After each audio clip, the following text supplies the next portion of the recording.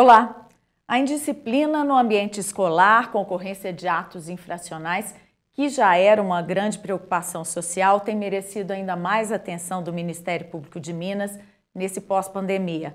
No Além das Montanhas de hoje, nós vamos falar do uso da justiça restaurativa como estratégia de intervenção nesses casos. Participam deste programa conosco a promotora de justiça Ângela Fábero, da Promotoria de Defesa dos Direitos da Criança e do Adolescente do Ministério Público de Minas. Ao meu lado está a Yara Pires Viana, que é a assessora da Subsecretaria de Desenvolvimento da Educação Básica do Governo do Estado de Minas Gerais. Também aqui no estúdio está o Dr. Afrânio José Fonseca Nardi, juiz de Direito Auxiliar da Vara Infracional da Infância e Juventude da Comarca de Belo Horizonte. E remotamente conversa conosco o promotor de justiça Márcio Rogério de Oliveira, membro colaborador da Comissão de Infância, Juventude e Educação do Conselho Nacional do Ministério Público. Muito obrigada pelas presenças de vocês aqui hoje na TVMP. Bom, doutora Ângela, com o pós-pandemia, está havendo muito impacto nas escolas, né? Como é que vocês estão vendo essa situação? Inicialmente, é uma satisfação estar aqui na presença do Dr. Afrânio, nosso colega diário lá no Centro Integrado de Atendimento ao Adolescente em Conflito com a Lei, a Yara, representando aqui a Secretaria de Estado de Educação, e o colega Márcio Rogério. Bom, a pandemia afetou o mundo, né? Trouxe um desequilíbrio emocional, um desequilíbrio financeiro, um desequilíbrio psicológico, né? Transtornou a vida de todos nós.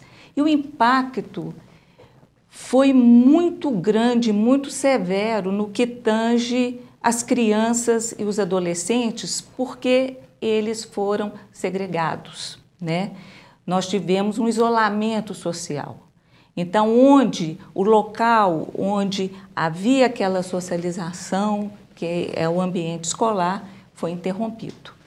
Então, tivemos crianças que saíram com 10 anos e retornaram com 13 anos para a escola, agora no retorno, né, na volta no ambiente, né? No presencial, exatamente. E voltaram com todo esse tensionamento que a pandemia causou. Não só as crianças e os adolescentes, mas também os professores, os funcionários. Então, as relações estão tensas. E, notadamente, nas crianças e nos adolescentes. E esse reflexo impactou o nosso trabalho no Centro Integrado, que nós lá atendemos o adolescente que por algum motivo esteja em conflito com a lei, né? Impactou o nosso dia a dia. Então, uma situação que nós já vivenciávamos antes da pandemia, que é essa violência no ambiente escolar, aumentou drasticamente. E foi necessário que nós nos movimentássemos para que minimizasse esse impacto, porque os reflexos disso na educação, no aprendizado, na relação social, né, na formação daquelas pessoas ali em desenvolvimento, estariam enormemente prejudicadas. Então, foi um reflexo que refletiu no nosso ambiente de trabalho, que chegou até o sistema de justiça. E aí nós indagávamos, né, corriqueiramente, será que este fato ocorrido no ambiente escolar, será que a conotação ela é infracional propriamente dita? Será que ela não merece um outro tratamento? Será que não merece nós verificarmos qual o pano de fundo que levou a essa prática? E nós temos também aquele limite. que é um ato infracional, o que é um ato de indisciplina no ambiente escolar, né? E isso começou a deflagrar. Nós começamos a atender vários e vários casos que não seriam necessariamente o melhor tratamento a ser dado seria no sistema de justiça, né? Porque nós temos outros meios de tratar o problema, porque o sistema de justiça é muito impactante para aquele adolescente, né? Existe todo um mecanismo policial, audiência, de autoridade, que sim, em determinados casos, é necessária essa intervenção, mas em outros não, é contraproducente. Né? E nós temos que ter esse sentimento. Então, foi considerando, né, essa sensibilidade que nós tivemos no nosso dia a dia, desse impacto que o pós-pandemia nos trouxe, é que nos fez começar um movimento para que nós trouxéssemos para a nossa realidade outros meios, né, com mais eficácia na solução de conflitos. Eu queria saber do Dr. Márcio, né, que também está nesse trabalho, né, de tentar resolver essa situação. Como é que o CNMP tem recebido relatos, né, do Ministério Público de Minas e de outros estados sobre esse problema e que orientações tem dado? Em primeiro lugar, gostaria de cumprimentar você, Laura Lima, cumprimentar Yara Viana, da Secretaria de Estado de Educação, minha querida colega Ângela Fábero, doutora Fran Nardi, juiz de Direito na Vara Infracional da Infância e Juventude de Belo Horizonte, cumprimentar cada uma e cada um que nos acompanham nessa conversa. O Conselho Nacional do Ministério Público agradece o convite para estar participando desse debate. Conselheiro Rogério Varela, presidente da Comissão da Infância, Juventude e Educação, recebeu com muita alegria o convite, e, em virtude de outros compromissos, não pode estar aqui presente e me designou para representá-lo enquanto colaborador junto ao Grupo de Trabalho de Acompanhamento do Sistema Nacional de Atendimento Socioeducativo. Então, nós parabenizamos, né, pelo debate, por trazer esse assunto ao debate público, ao conhecimento de todos, né? A doutora Ângela colocou muito bem a nossa preocupação em torno dessa temática.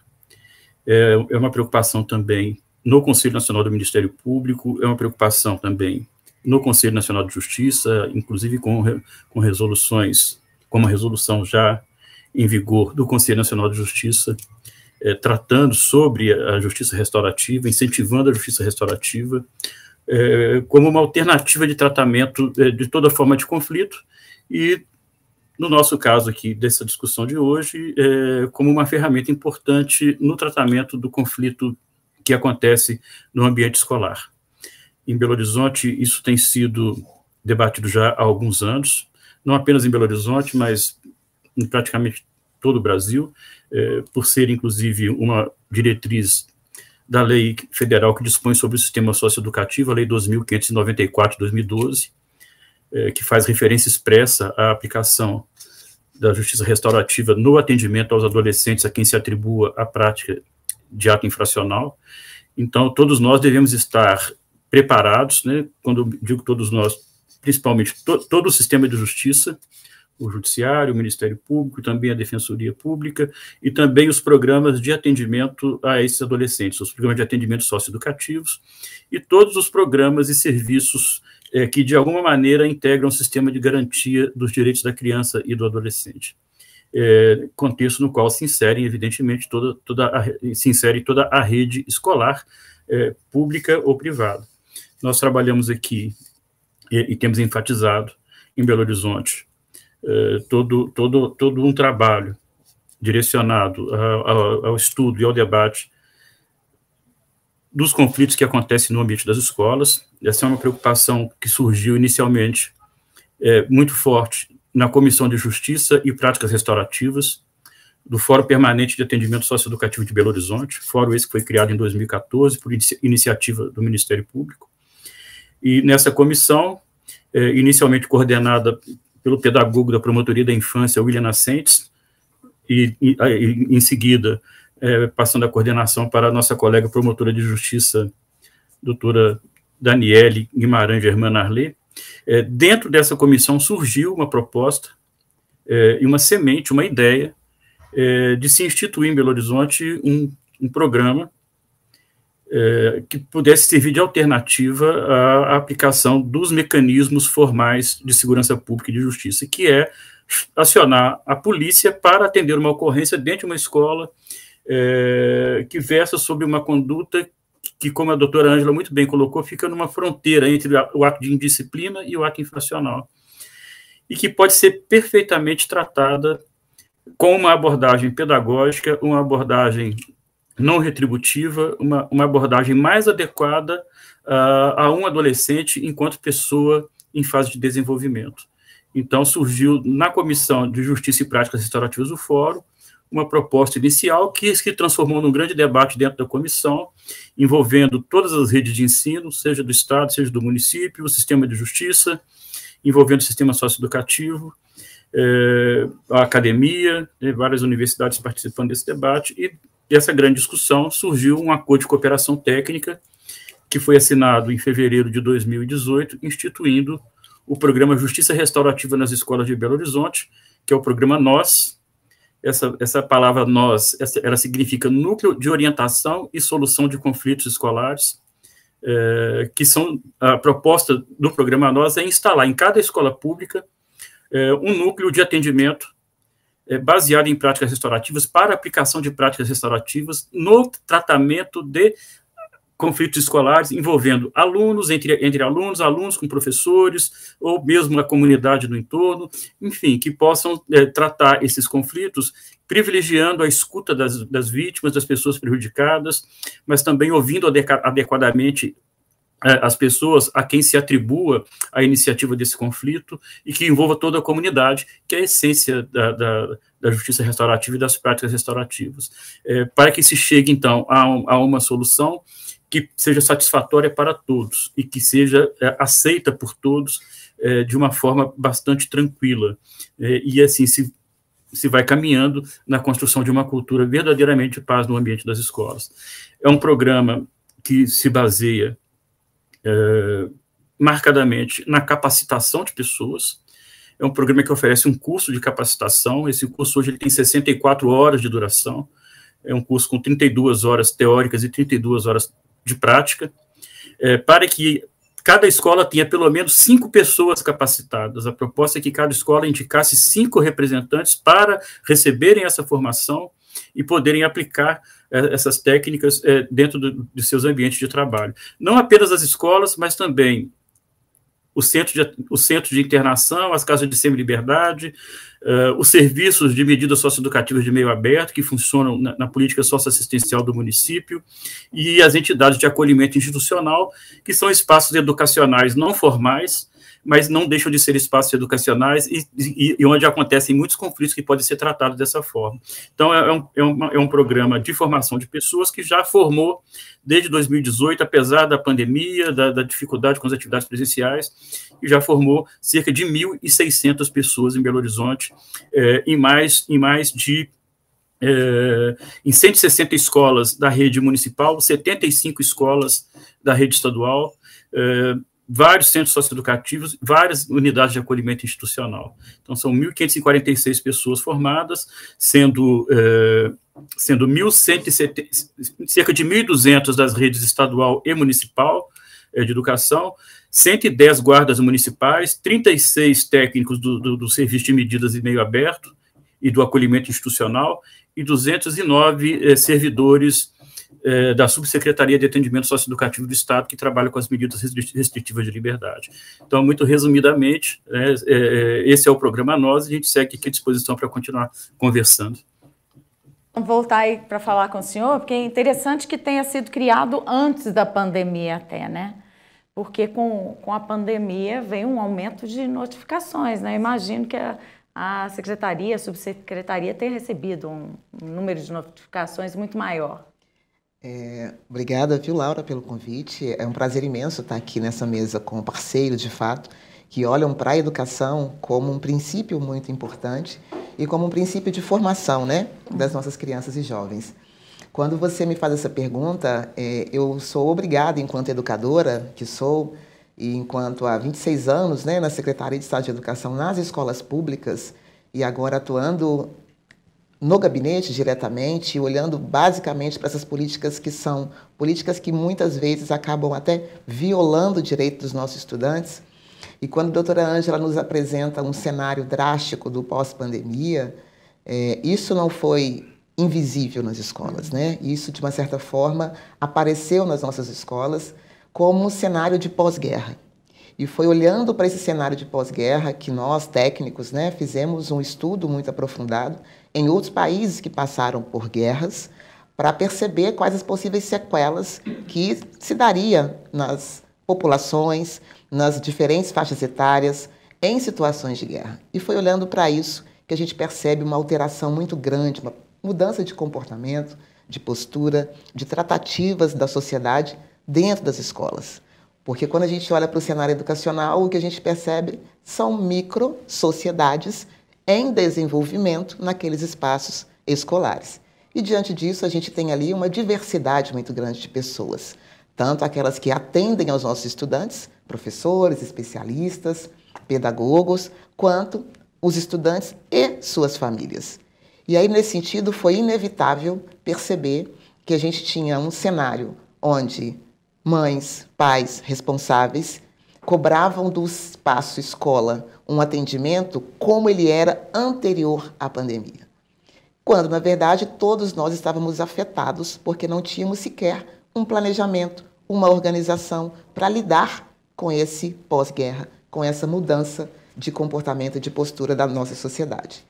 E as crianças e adolescentes e jovens passam uma boa parte da sua vida dentro da escola. Então, se desenvolvem ali dentro, com suas diferenças, com suas culturas. E nesse cenário, a gente percebeu que tanto tempo em isolamento social, com aquela crise de ansiedade, querendo estar fora de casa, impossibilitados de estarem, e quando a gente consegue a liberação, né, as coisas se acalmam, a vacina chega, as crianças se sentem seguras e as famílias para mandarem as suas crianças e jovens para as escolas, o que a gente percebe é uma ansiedade também do núcleo de profissionais.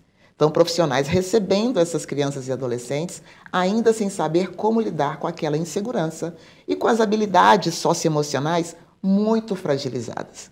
E quando eu trago habilidades socioemocionais fragilizadas, professores e professoras que talvez lidariam com uma situação de indisciplina, com um pouco mais de tato, com uma metodologia mais apurada, também se perdendo naquele cenário. Sem entender e, assim, não conseguindo contar até 3, que é o que eu costumo dizer para os nossos professores, né? E aí associando muitas indisciplinas a atos infracionais. E isso revelou, né? Um aumento nas notificações. Revelou também. exatamente o aumento das notificações no próprio CIA, como a doutora Ângela trouxe aqui para a gente. Então, esse aumento é um fenômeno que a gente tem lido na Secretaria Estadual de Educação, que é uma sequela, de fato, da pós-pandemia. O que a gente, na verdade, coloca nesse limbo para minimizar esses impactos da sequela? Formações para os professores e ampliar as parcerias. Então, a gente tem o Programa de Convivência Democrática na Secretaria Estadual de Educação, que hoje é um programa estratégico do governo, com recurso definido, que a gente tem várias ações. Uma delas é a formação e as parcerias que precisam ser fortalecidas. Daqui a pouquinho nós vamos falar sobre elas e vamos saber também, doutora Afrânio, como é que está essa questão na justiça. Né? Nós vamos para o intervalo e voltamos já já.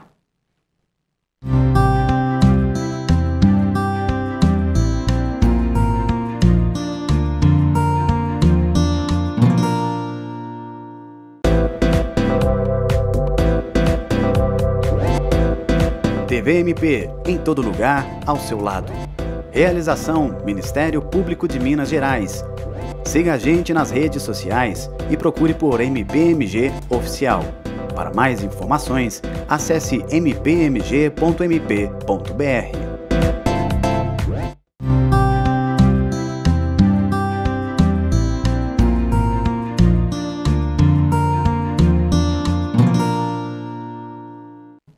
Voltamos ao nosso debate sobre atos infracionais nas escolas no pós-pandemia.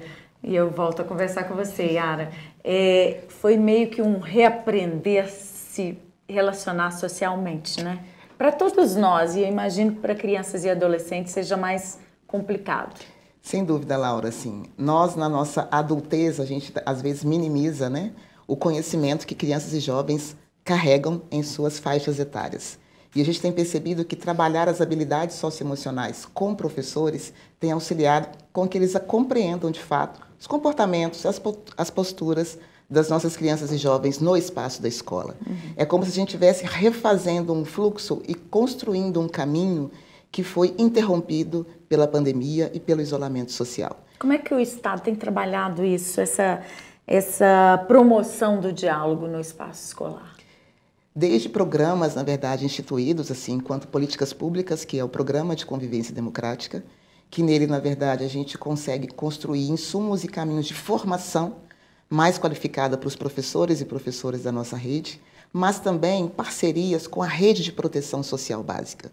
O que a gente entende é que gestores escolares precisam compreender quais os equipamentos de proteção social básica que ele pode acionar em relação aos atos de violação de direitos. Então, ele tem no seu município ou na sua circunscrição um CRAS, um CREAS, um Conselho Tutelar, a própria Polícia Militar e programas e ações como Justiça Restaurativa que a gente está aqui discutindo hoje. Então, são diferentes ações para corresponder às diferentes violações de direitos na diversidade que a gente tem no estado de Minas. Então, assim, eu não posso me furtar a não falar aqui de rede, né? A gente fala muito em Belo Horizonte, mas a gente tem uma rede de ensino no estado como um todo, nos 853 municípios, e a gente tem cenários de violação de direitos completamente diferentes, no norte de Minas, no sul de Minas, aqui na região metropolitana. Então, falar em educação e justiça restaurativa e programa de convivência democrática é pensar nesse todo e é pensar em quais outros braços podem se somar a essa discussão, a essa conversa, para auxiliar nesse processo. Doutora Afrânio, queria que o senhor falasse para a gente sobre a importância da justiça restaurativa nesse ambiente, né, nesse cenário.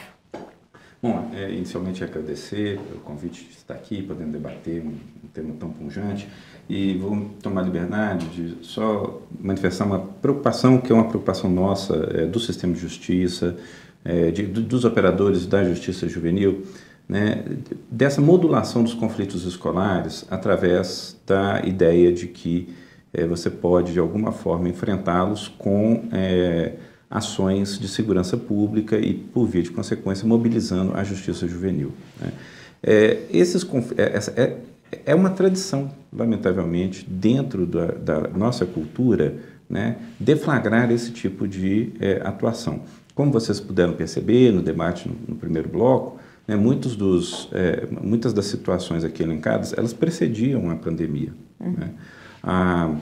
Havia uma tendência, antes já da pandemia, do conflito escolar ser, de alguma forma, enviado ou encaminhado para a justiça juvenil, com um impacto muito grande, porque isso leva a um acerramento da violência dentro da escola, né? Você pensar que, diante de uma situação, né, que diz respeito ao espaço pedagógico e à construção da ideia de comunidade escolar, você interrompe esses processos pedagógicos acionando a polícia, para a polícia estar dentro daquela escola num certo e determinado dia, para ali realizar a apreensão de um adolescente e encaminhá-lo para uma unidade judiciária, você pode ver que esse fluxo, assim descrito, ele não leva à solução do conflito.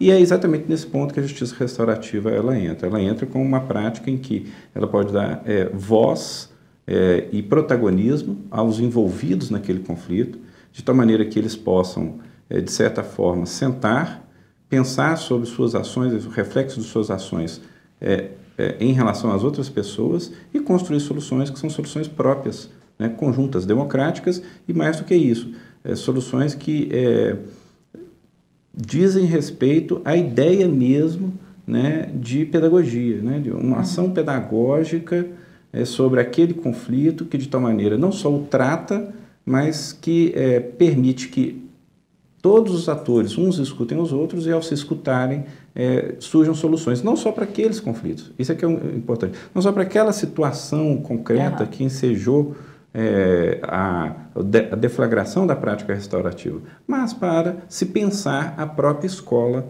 como comunidade escolar, abrangendo todos os seus atores, em que se possa dar mais protagonismo para os estudantes, em que se possa dar mais protagonismo para os professores e que a própria comunidade escolar possa encontrar soluções para os seus problemas e dificuldades.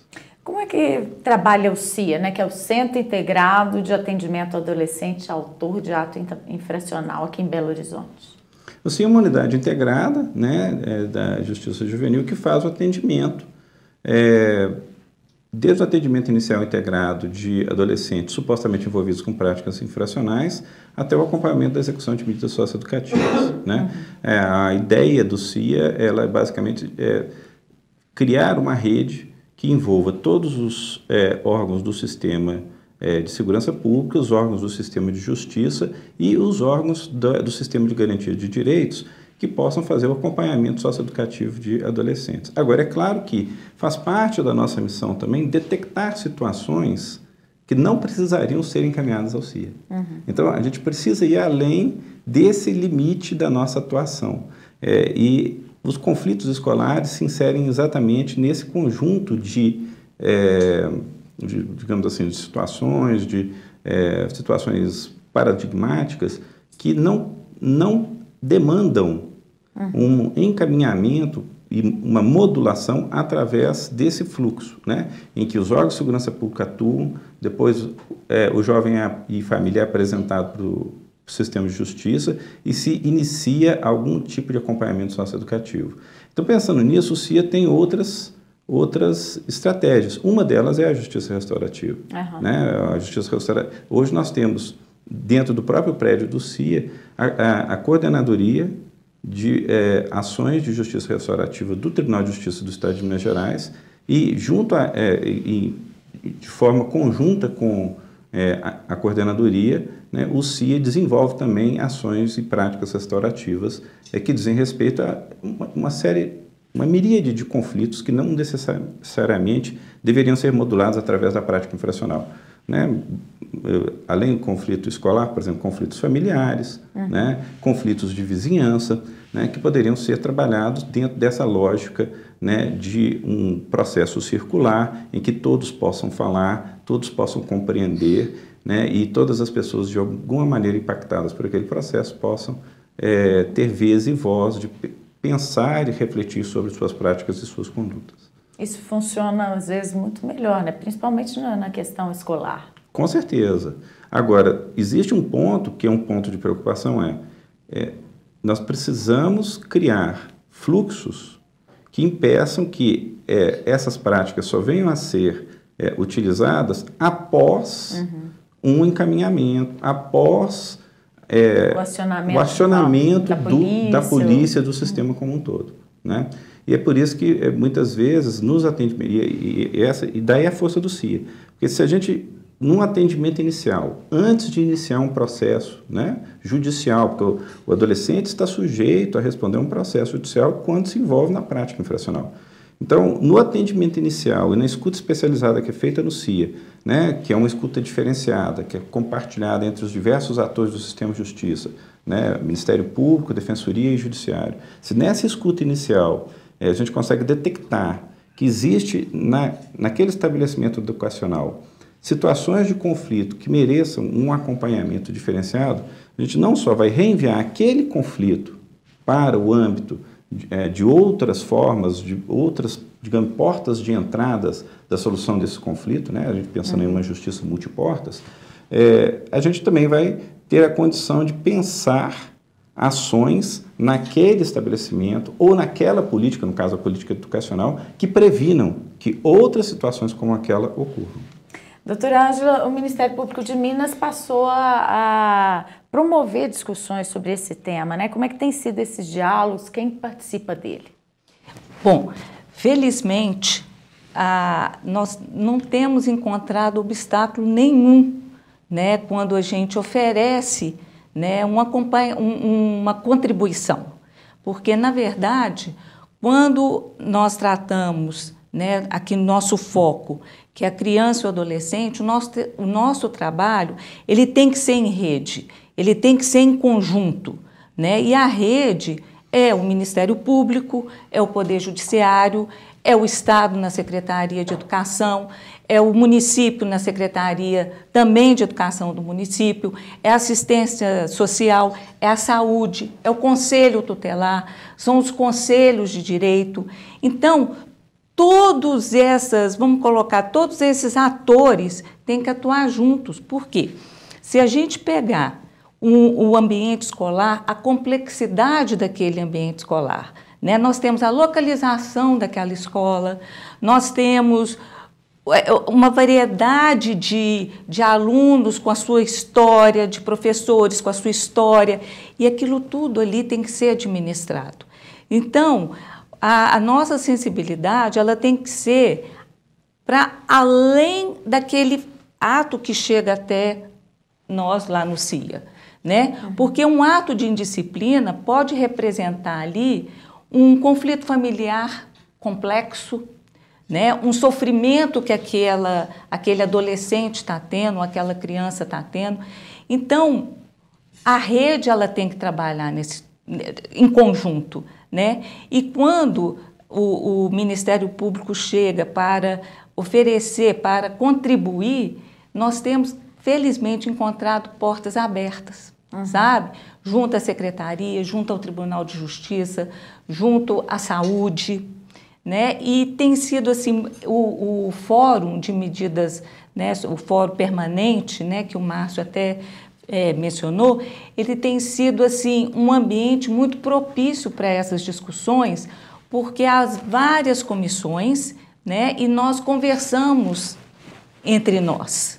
Então, na Comissão de Educação, que a Yara até, né, faz parte, é que surgiu essa ideia, né, Yara, da gente começar a fazer esse movimento, né, para novamente levar à justiça a importância, né, da mediação, a importância da conversa, do diálogo, principalmente para o ambiente escolar, porque é onde resvalou todo o reflexo desse trauma que a humanidade, né, vivenciou, está vivenciando, e que os nossos adolescentes e crianças também. E só um ponto, porque é bom deixar claro que há situações, sim, que o sistema de justiça ele tem que atuar, né?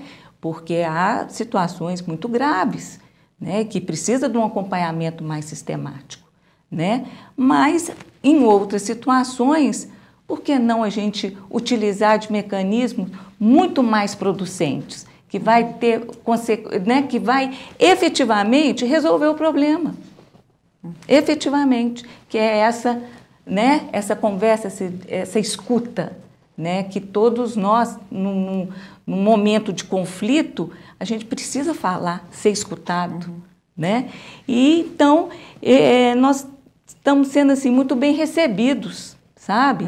Quando a gente procura o diálogo, procura contribuir. Então, assim, é só mesmo agradecer, e porque nós estamos de portas abertas, né? É o nosso dever, é o nosso trabalho, mesmo fazer, mediar essa articulação.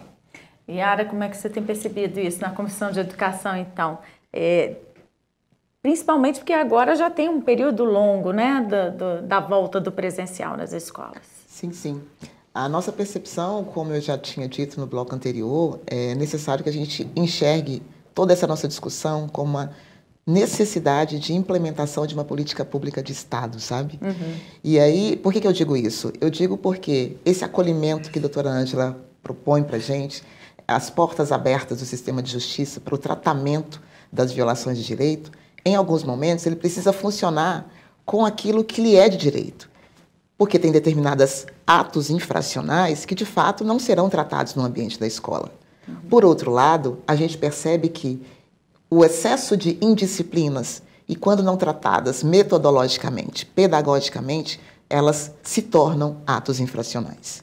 Então, enquanto Secretaria de Estado, né, de escolas públicas, o nosso maior papel e responsabilidade, eu acredito que é diminuir os números no socioeducativo, por exemplo. Diminuir o número de jovens que precisam cumprir as suas penas, né, dentro do sistema de justiça.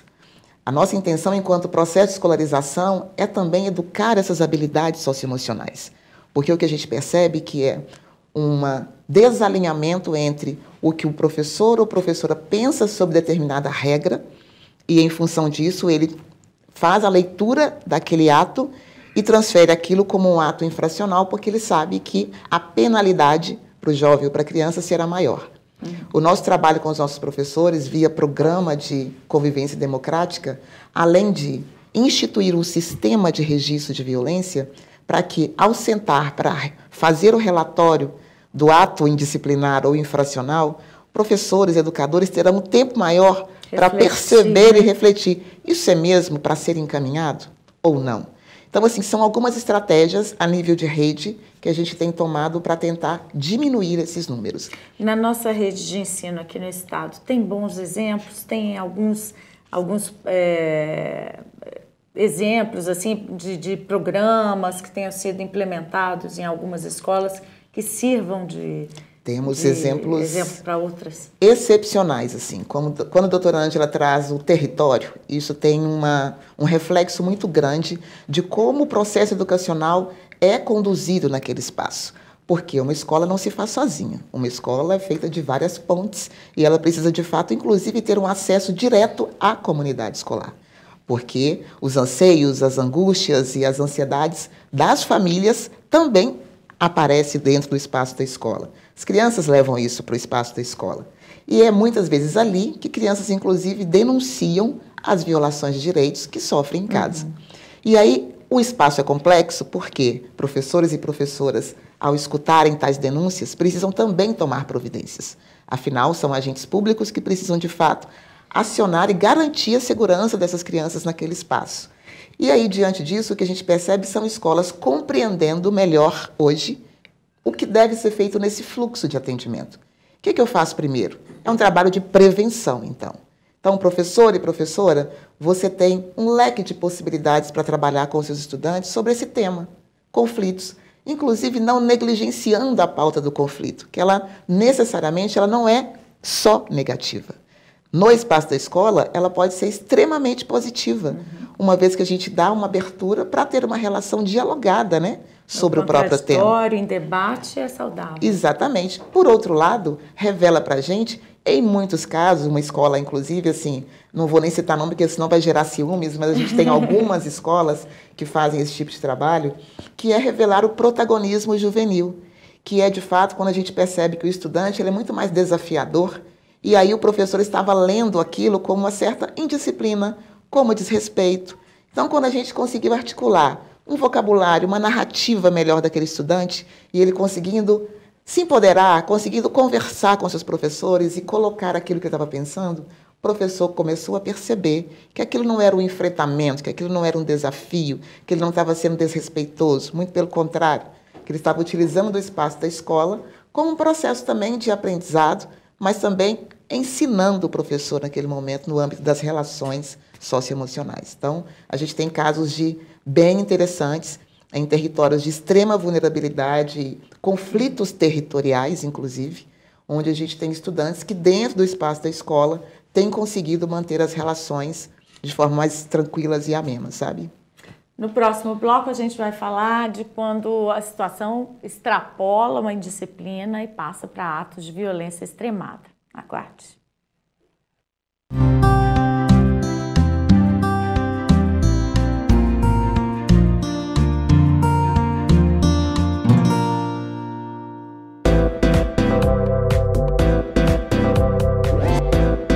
TV MP, em todo lugar, ao seu lado. Realização: Ministério Público de Minas Gerais.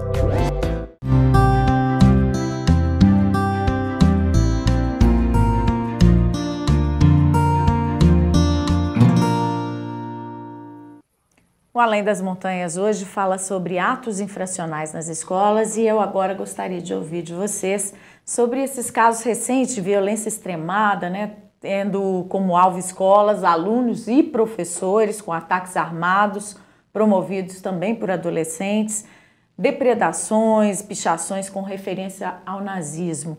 Eu pergunto ao doutor Márcio, no caso dos ataques armados nas escolas de Aracruz, no Espírito Santo, o que isso revela? Bom, em primeiro lugar, isso revela um processo de adoecimento muito grave, né, da sociedade brasileira, a ponto de termos adolescentes influenciados e motivados a planejar e executar esse tipo de ato dentro de uma escola.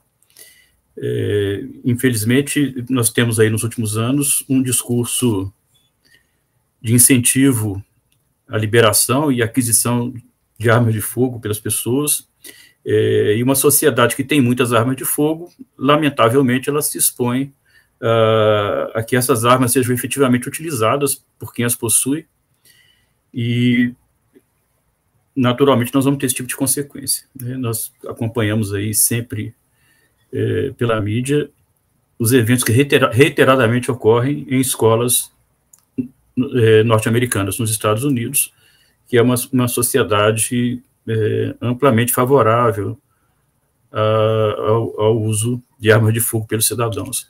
Então, isso traz para nós um adoecimento. Claro, há toda uma questão de fundo ideológico e político por trás desse fenômeno, que nós ainda estamos compreendendo, e que nos desafia a todos, né, porque são atos de extrema gravidade, né? Evidentemente que um homicídio, não se trata um homicídio como uma forma alternativa ao sistema de justiça formal, ao sistema de justiça juvenil formal. Você vai tratar atos de consequências mais graves de acordo com a proporcionalidade que eles exigem. E o nosso sistema de responsabilização juvenil, ele prevê todos os mecanismos e todas as medidas necessárias a uma responsabilização adequada e proporcional à gravidade da conduta de cada um. Então, uma coisa é um adolescente que tem uma discussão no espaço escolar com a professora e é chamada a polícia por um suposto ato infracional de desacato, por exemplo. Isso acontece na prática, né, com preocupante frequência na rede em Belo Horizonte, né? Uma coisa é uma discussão verbal tratada como desacato, ou seja, algo que poderia ser tratado na esfera meramente disciplinar da escola, pedagogicamente, com uma prática restaurativa, como está sendo proposto no programa Nós, resulta na retirada forçada desse adolescente da escola, muitas vezes algemado, colocado dentro de uma viatura policial e levado para uma delegacia de polícia civil e logo em seguida apresentado ao Ministério Público e a um juiz da infância e juventude para poder tratar de um bate-boca que aconteceu na escola e que, com todo respeito, muitas vezes foi motivado pelo próprio profissional da educação, que não soube conduzir adequadamente a situação junto a um adolescente, uma pessoa em desenvolvimento, numa fase difícil pela qual todos nós já passamos e sabemos perfeitamente como é a adolescência. Outra coisa é um adolescente entrar com uma arma de fogo e efetuar disparos contra a comunidade escolar, contra alunos e professores, servidores. Isso é completamente diferente, assim como é completamente diferente um adolescente que vende drogas, por exemplo, dentro da escola, ou que entra dentro da escola portando uma arma de fogo, né? Então, essas são condutas análogas a crimes que não podem ser banalizadas e que reclamam, naturalmente, o acionamento dos órgãos de segurança e o acionamento do sistema de justiça formal, que vai seguir os procedimentos previstos no Estatuto da Criança e do Adolescente, visando a imposição das medidas de responsabilização previstas em lei, que são as medidas socioeducativas previstas no Estatuto da Criança e do Adolescente. Doutora Frane, como é que casos assim são tratados pela Justiça? O doutor Márcio já adiantou os pontos fundamentais. Existe, no Estatuto da Criança e do Adolescente, está previsto um procedimento chamado procedimento de apuração da prática de ato infracional.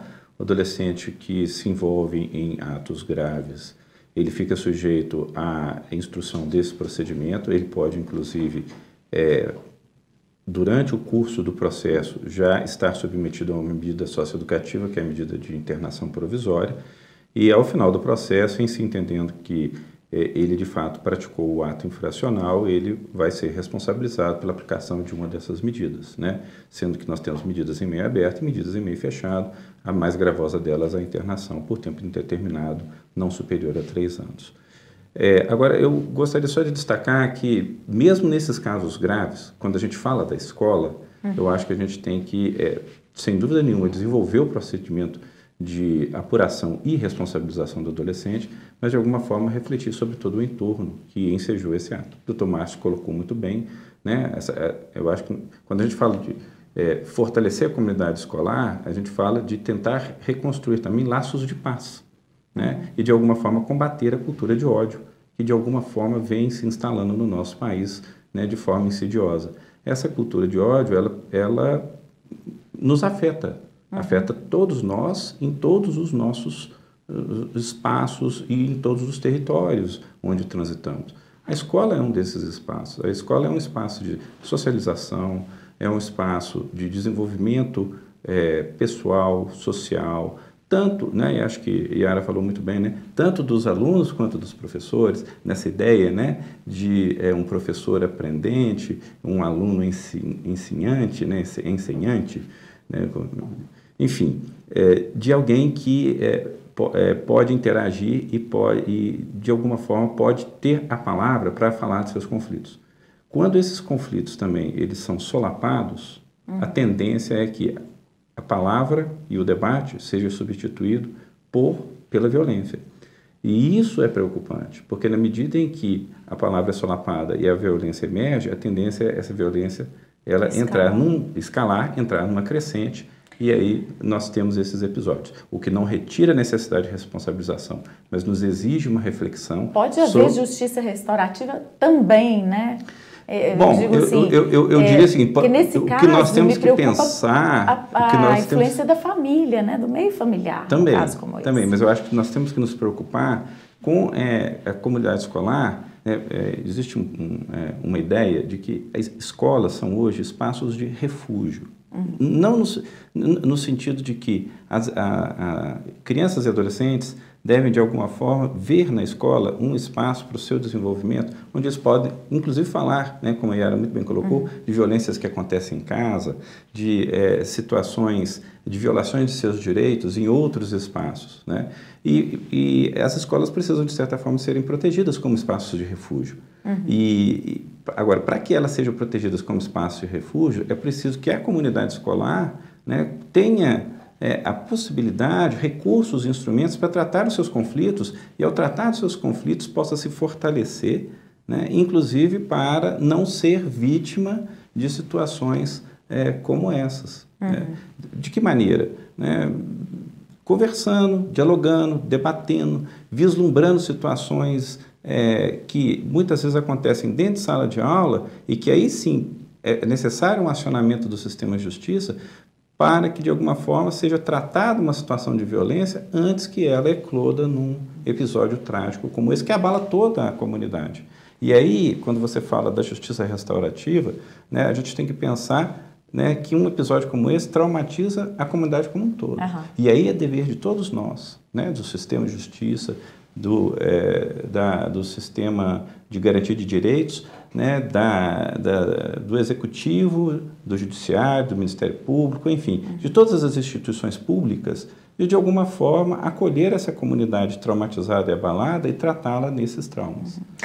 Doutora Ângela, aqui em Minas nós tivemos um ataque planejado em Ubá que foi impedido, né, por uma denunciação da PM, em que o aluno diz até ter sido inspirado por esses ataques no Espírito Santo, né? Como é que a gente pode agir para prevenir novos casos? Pois é só complementando, né, o que todos aqui já falaram, o doutor Afrânio, o doutor Márcio e a Yara, a gente tem que ter por forma de trabalho, não subestimar nenhum tipo de notícia, né? Nós temos que investigar, porque tem chegado para nós, sabe, várias notícias mais ou menos dessa natureza. Então, quando chega até nós, nós não subestimamos, sabe? Nós fazemos uma varredura, até qual a proporção dessa questão, o porquê disso, é um fenômeno que nós ainda estamos entendendo, né? A motivação, porque muitas vezes, o que nós temos? Nós temos hoje a internet, né? A comunicação, a informação, ela é em tempo real. Nós temos essa questão. Nós temos hoje, nós estamos sendo insuflados, né, por armamento, por uma cultura de mais violência. Então, isso também é um fator. Também tem uma questão pessoal, muitas vezes, daquele adolescente. Ele se sente insignificante, né? Se sente num estado de depressão, incompreendido. Então, muitas vezes, ele noticia um fato assim para ser visto. Então, como nós temos visto estes casos? Não subestimando nenhum, porque muitas vezes pode chegar a uma consequência drástica. Outras vezes, o pano de fundo que motiva é mais complexo do que nós estamos imaginando, e outras vezes o caso realmente não tem questionamento a princípio, então vai mesmo para o fluxo normal da polícia, do inquérito policial e do sistema de justiça. Lembrando que, mesmo com a aplicação de uma medida socioeducativa, essa aplicação, essa sentença que aplicou a medida socioeducativa, não retira a atuação da justiça restaurativa. Então, assim, nós podemos ter os dois caminhos juntos. Então, numa situação em que há um trauma, né, de toda a comunidade, não só né, do entorno, da comunidade, do Estado, porque traumatiza a todos nós, né? Então, isso pode ser tratado. E melhor do que o tratamento pós, é o tratamento anterior, que é a prevenção, educação. É saber, educar, é conversar sobre o uso da internet, o que absorver e o que não absorver, né? Com relação ao nazismo, o que foi, né? O nazismo, o que é a discriminação, né? Como que nós devemos conviver com respeito às diferenças. Despertar da consciência dessas crianças e adolescentes. Exatamente. Então, a prevenção é tudo, né? Mas nós trabalhamos com este foco. Nós não subestimamos nenhum tipo de informação, né? E por uma questão como, né, nós aqui acompanhamos a educação, então esses casos chegam muito diretamente para o meu gabinete, né? Então a gente abre ali um expediente, a gente faz uma investigação conjunta com a polícia. Semana passada mesmo nós tivemos um caso que veio inclusive através de uma denúncia através do Ministério da Justiça, veio do Canadá essa denúncia. A Polícia Civil... Por causa da atuação na internet desses jovens, exatamente, né? As conversas, exatamente, jogos, isso é muito exatamente. Comum. O delegado, então, entrou em contato comigo, no telefone, imediatamente. Ele já estava em diligência na casa do adolescente e encontrou uma situação tão complexa, sabe? Encontrou um adolescente tão sofrido que, então, o tratamento tinha que ser em várias vertentes, né? Na prevenção de um possível, né, ataque, vamos dizer assim, e também no tratamento desse adolescente, que estava num grau de sofrimento máximo. Então, assim, temos por base não subestimar, temos por base tratar cada notícia que chega até nós, né?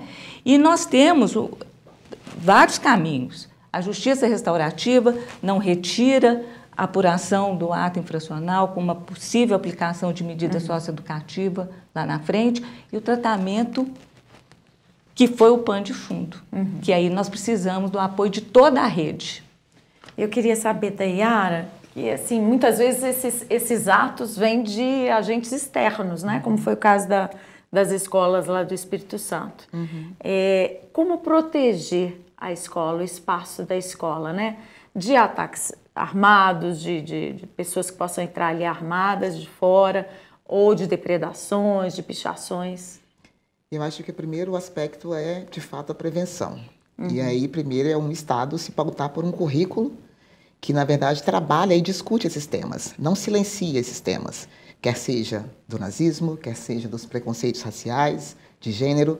Um currículo que fala para os professores, na verdade, que aquelas pautas precisam ser ditas e ouvidas por nossos estudantes. Mas, além disso, a proteção do espaço físico. Quando a gente olha para a estrutura, e aí o nosso secretário, né, de Estado de Educação, que é professor Igor Alvarenga, que foi diretor de escola, tem essa noção e uma responsabilidade muito grande no que tange à segurança.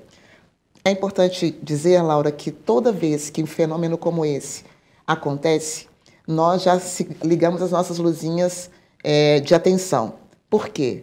É recorrente. Toda vez que um caso é noticiado e que a imprensa detalha aquele caso, nós receberemos notificações de áreas determinadas. Então, a gente já tem mapeado algumas escolas, em algumas regionais de ensino, que vão aparecer ou ameaça desse tipo, ou vão descrever nas redes sociais. E aí a gente tem, atualmente, uma parceria com a Polícia Militar, onde a gente fez uma formação com os patrulheiros escolares. Então, toda escola, todo diretor que passa por uma situação dessa de insegurança, ele aciona, ele já tem lá, no fluxo dele de trabalho, o comandante daquela regional para quem ele vai fazer a notificação e informar sobre as possíveis ameaças, e a partir dali começa-se um trabalho em conjunto. Porque hoje também a gente tem um núcleo de atendimento assistencial e psicológico, que foi a contratação de vários psicólogos e assistentes sociais para a nossa rede de ensino. Esses profissionais, nestes casos específicos, vão para aquela escola para orientar o diretor da escola e os seus professores para conduzir da melhor forma possível, mesmo porque nós vivemos a pandemia e incentivamos o uso do aparelho celular e da internet. Quando, historicamente, anterior à pandemia, o uso do celular, por exemplo, era proibido na escola, né? O nosso regimento escolar não permitia. Com mais essa tragédia do período pandêmico, nós incentivamos e estamos imersos nas tecnologias educacionais. E com isso a gente não vai voltar. A gente não vai conseguir dar um passo atrás com isso. A questão é orientar, educar de forma que, como é que eu utilizo as tecnologias educacionais e não faço um uso indevido dela. Então, isso também está na pauta, tanto desses patrulheiros, que foram também formados por nós para entender como é que é feita a abordagem, como é que, na verdade, você descobre, não é um aluno problema, não é um aluno indisciplinado, mas por que ele colocou isso na rede? Pode ter sido, de fato, por apenas uma chamada de atenção, né? Mostrar diferentes linguagens ali naquele momento, e aí há que se ter uma intervenção educacional no primeiro momento. É claro que a gente não pode minimizar qualquer tipo de ameaça nesse sentido, nesse momento, mas é também importante que a gente saiba que um fato declarado nas mídias, ele vai aparecer no ambiente da escola de alguma forma, porque jovens e crianças acabam repetindo aquilo que veem. De uma certa forma, em termos de estrutura, além dos assistentes sociais e psicólogos, e essa parceria com a Polícia Militar, uma outra fonte de atuação muito contundente da Secretaria é o SIMA, o Sistema de Registro de Violência. A hora que o diretor registra, imediatamente esses dados aparecem para a gente na Secretaria Estadual de Educação, e onde a gente pode intervir como equipe multidisciplinar a melhor condução daquele caso. Então, são estruturas que é muito mais focadas na prevenção do que pós-fato, né, consumado ali. Melhor prevenir do que remediar, né? Bom, eu agradeço muito a participação de vocês aqui hoje. Doutor Márcio, muito obrigada. A vocês que estão aqui no estúdio, muito obrigada. E a você que esteve nos assistindo, obrigada pela presença, pela audiência. Continue ligado aqui na TV MP. Até.